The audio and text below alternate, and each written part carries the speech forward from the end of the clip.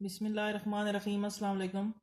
اس دن ہم نے کلاس 7 کی اردو کی حصہ گرامر شروع کیا تھا، جس میں ہم نے اجزائے کلام کی تعریف پڑھی تھی اور آگے حرف، حروف اور لفظ تک پڑھا تھا۔ دوبارہ میں ایک بار آپ کو جلدی سے ریوائز کروا دیتی ہوں کہ حرف ہمارے پاس کیا ہیں؟ الف تا بڑی یہ تک حرف ہیں۔ حروف تہجی کی تعداد 37 ہے۔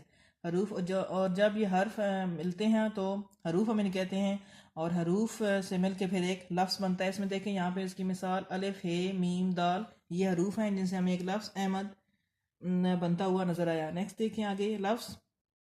اگر حروف کو اکٹھا لکھا جائے یا ملا کر پڑھا جائے تو لفظ بن جاتا ہے۔ مثلا مسلمان لفظ کی مثال دیکھیں تو اس میں میم، سین، لام، میم، الف، نون سے مل کر بنا ہے، یہ حروف کا مجموعہ ہے۔ تو آگے دیکھیں آج جملے کی تعریف پڑھتے ہیں۔ اس میں مثالیں دیکھیں، پہلے ہم مثالیں شروع کرتے ہیں۔ ہم سب خدا کے بندے ہیں۔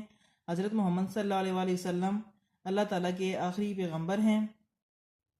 پاکستان ہمارا پیارا وطن ہے، ہمیشہ سچ بولنا چاہیے۔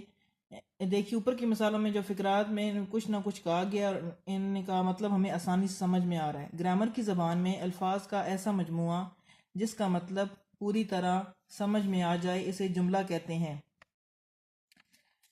گرامر کی زبان میں الفاظ کا ایسا مجموعہ جس کا مطلب پوری طرح سمجھ میں آ جائے اسے جملہ کہتے ہیں۔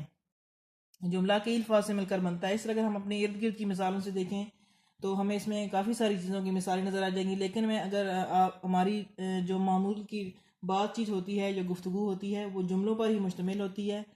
تو اگر میں اس کی ایک مثال آپ لوگوں کو دوں کہ کتاب، تو آپ لوگوں کو نہیں پتہ چلے گا کہ کس کتاب کے بارے میں ذکر ہو رہا ہے، لیکن جب میں یہ جملہ کہوں کہ یہ کتاب اردو کی ہے تو یہ ایک بامعنی جملہ ہوگا اور آپ لوگوں کو بھی یہ سمجھ آئے گی کہ یہاں پر اردو کی کتاب کے بارے میں بات ہو رہی ہے۔ اسی طرح اگر ہم مزید مثالیں اس کی دیکھیں تو میں کھانا کھا رہا ہوں، میرا بستہ کالے رنگ کا ہے، تو یہ مثالیں بھی جملے کے حصے میں آئیں گی۔ جملہ کئی الفاظ سے مل کر بنتا ہے۔